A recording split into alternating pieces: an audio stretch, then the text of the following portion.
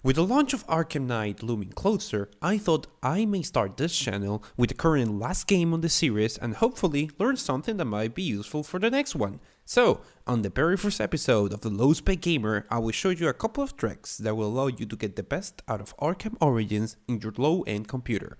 So forget about anti-aliasing and 1080p, because we are going to make those games run. Play the intro!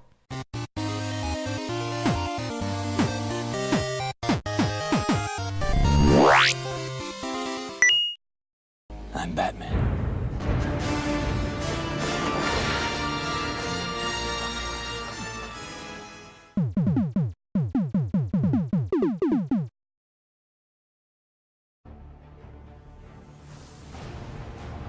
When you open up a game and the menu screen is running slowly, you know you're up for a good time.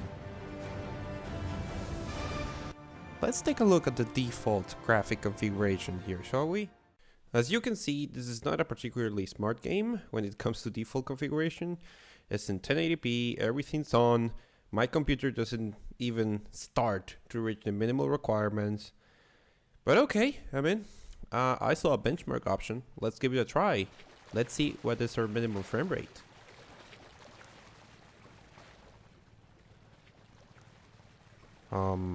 Three?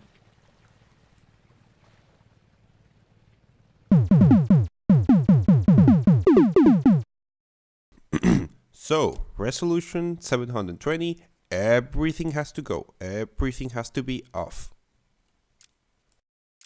And here we have hardware accelerated physics,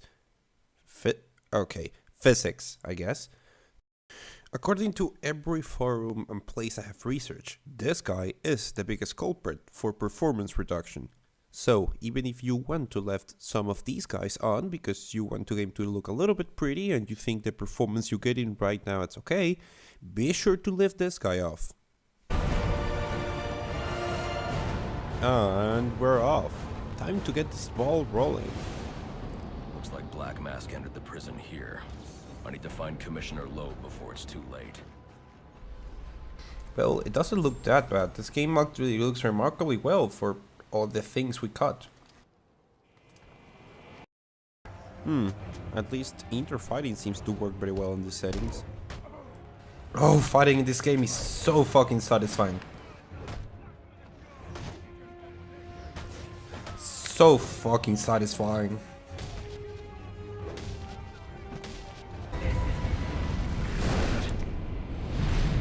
However, as soon as we enter bigger rooms with different models and a lot of people, frames start dropping like crazy.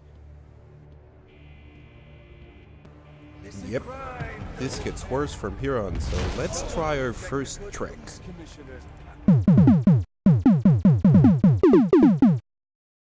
Alright, so in order to change some configurations that are not on the settings screen of the game, we need to change some files.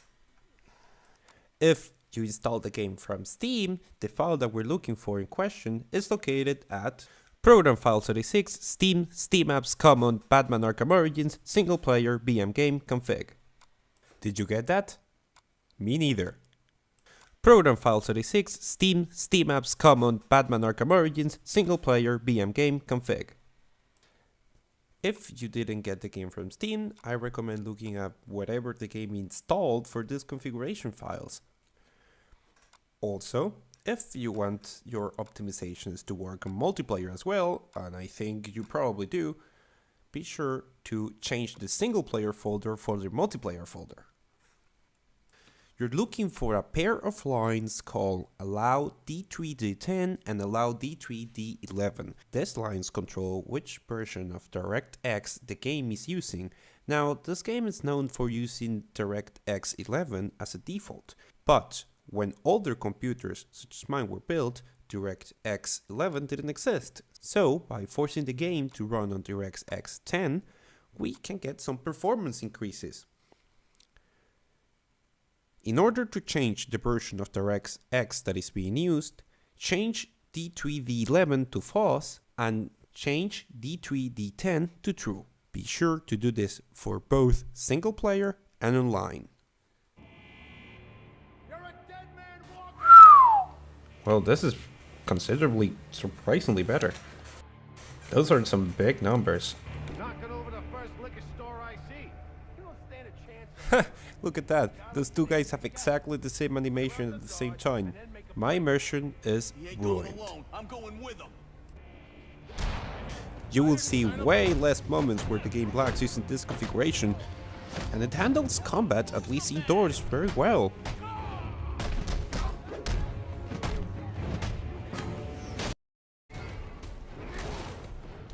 Okay, not the best strategy. Ooh, look at that snow. That's nice. Especially if I'm playing with the slow... Oh god. Oh god, I really need to relearn how to play this game. I'm getting my ass kicked. Ah, crap! Seriously, I've been playing a lot of Smash lately, and the button layout on the Wii U's Pro Controller is different from the one on the Xbox. My mind refuses to work. Why? Why?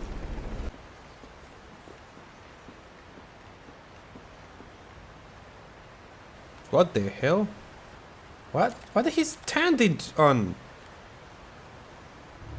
Of course, this configuration is prone to lagging at certain specific moments, such as reconstructing crime scenes, and I'm curious to see how it handles Open Gotham. Well, this isn't very good. I think maybe there are too many things for this little computer to handle. Attention all units, we need everyone on an assignment. No detention. Well, I think there's still a trick we can try and see if it makes it any better. Investigate, perhaps stop the crime. But I also need to get to the arms deal at Jezebel Plaza.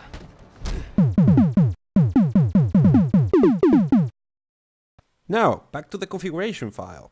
There are some places online where I have read that by changing smooth frame rate to 0 we can see some gains.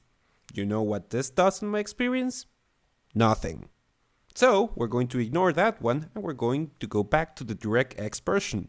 Turns out, if you turned false both options, you can force the game to run on DirectX 9. Now, my computer, which is about 2 years old, was made for DirectX 9. So, there should be an increase.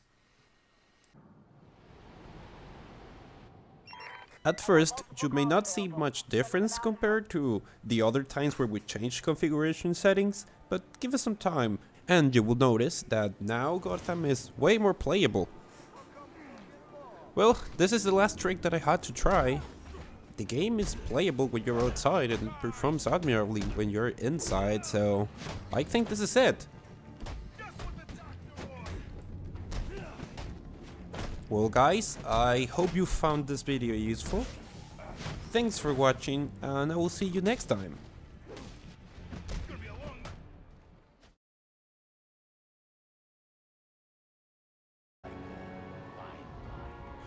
You know, this game gets a lot of crap out there on the web, but I don't think it's a particularly bad game.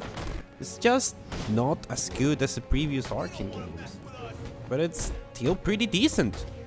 The only thing I can really get over with is how they changed Batman's voice. I can't take him seriously.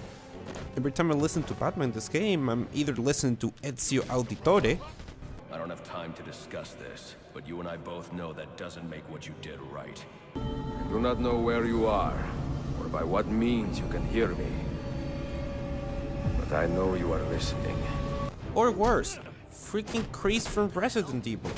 They'll put innocents in danger to attract my attention. I can't take that risk. I should have seen it coming. It didn't take long after the fall of the Umbrella Corporation for their bioweapons to end up in the hands of terrorists. Yes, I know they're both voiced by the same guy. It doesn't help, it really doesn't fit the character. Although when you think about it, Ezio is kind of very Batman-like. Huh.